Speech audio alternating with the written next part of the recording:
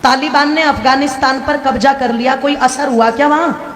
सांसदों को भी रातों रात सब कुछ छोड़ करके निकलना पड़ा कि नहीं निकलना पड़ा? बोलो, तुम्हें क्या लग रहा है तुम्हारे देश में ये स्थिति नहीं बन रही? तुम्हारे बीच से अगर किसी एक बहन बेटी ने कोई बात टीवी डिबेट के ऊपर बोल दी और वो बोली है जो लिखा हुआ है, प्रमाण है, वो झूठ नहीं है, वो कोई अलग से निकाल करके नहीं बोली। अगर किसी 80 साल के खूसड़, ध्यान रखना, मुसलमान को शादी करनी होती है तो वो यही उदाहरण उठा करके लाते हैं, यही वाले।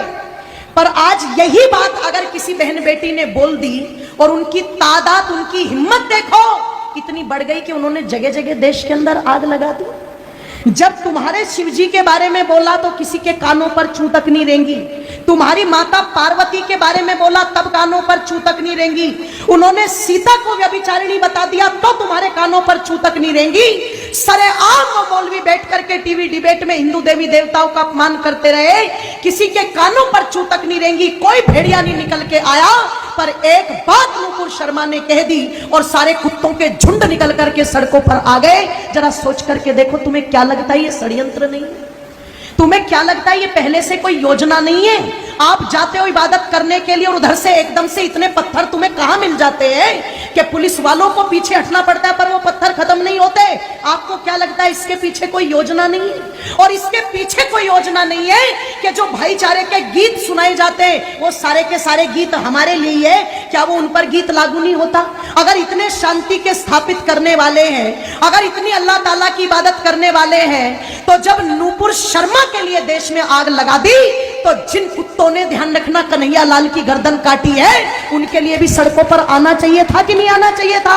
तब तो पता लगे कि ये भाईचारे का पाठ दोनों तरफ से चल रहा है। और तुम एक पक्ष को लेकर के आग लगा दो देश में और दूसरे पक्ष पर तुम दुदकारी नान करके बिल में घुस जाओ, इससे पता नहीं लगता। ध्यान रखना, इसलिए थोड़े से सचेत हो जाओ। थोड़ी सी तो आवश्यकता है आप लोगों को जागरूक होने की। थोड़ा सा तो विचार और मंथन चिंतन माताओं तुम भी करो कि तुम कर क्या रही हो आज।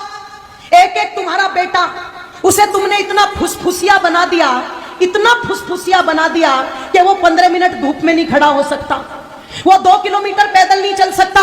वो इतना फुसफुसिया सुख सुविधाएं दे करके बना दिया, सपना सजा करके बैठे, हम तो इतनी संपत्ति जोड़ के देके जाएंगे, हम तो इतना बैंक बैलेंस जोड़ के देके जाएंगे, हम तो इतने बड़े बड़े मकान दे करके जाएंगे। एक बात मेरी याद रखना, चाहे सब भूल जाना, एक बात मेरी पर याद रखना, सब भूल जाना। जिस दिन जिसकी तादाद ज्यादा होगी और जिसकी हुकूमत ज्यादा होगी, तुम्हारे कोठी बंगलों पर राज तुम्हारे बच्चे नहीं करेंगे, वो करेंगे। तुम्हारे उस पैसे को तुम्हारे बच्चे नहीं बरतेंगे, वो बरतेंगे। तुम्हारी संपत्ति पर मालिकाना अधिकार तुम्हारा नहीं होगा, उनका होगा। अगर यकीन ना हो तो कश्मीर का इतिहास ज्यादा पुराना नहीं है, अगर यकीन ना हो तो पाकिस्तान को अलग हुए ज्यादा समय नहीं हुआ है, जब रातों रात अपना सब कुछ छोड़कर के वहां से भगना पड़ा था। वो जमीन भी छोड़ी, वो कोठी बंगले भी छोड़े, वो धन संपत्ति भी छोड़ी। और इससे ज्यादा और दुर्गति क्या होगी कि छोटे छोटे दुधमुहे बच्चों को अपना पेशाब पिला पिला करके भारत तक उनको लाना पड़ा। तुम सोच करके देखो, ये स्थिति हो चुकी है। और अगर ये पहले हो चुका है, आगे नहीं होगा, ऐसा बिल्कुल भी मान करके मत चलना। क्योंकि जो कौम अपने भूले इतिहास से शिक्षा नहीं लेती, उस कौम के मिटने में कभी भी देर नहीं लगती।